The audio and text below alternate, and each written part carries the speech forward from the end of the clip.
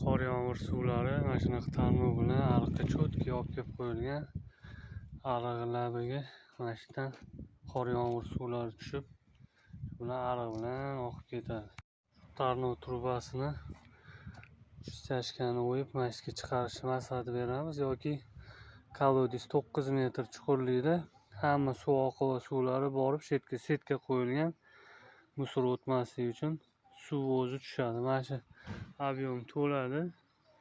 Keyin nishnisi shu yerga tushadi. Yomg'ir qor suvlari. Bu suvlar yoz paytida nasos orqali palivga beriladi. Bu zaxira suv bo'ladi yozga. Ichkari tomondagi tarnov suvi ham mana truba ulanib boyiga yetgan kolodezimizga ketadi.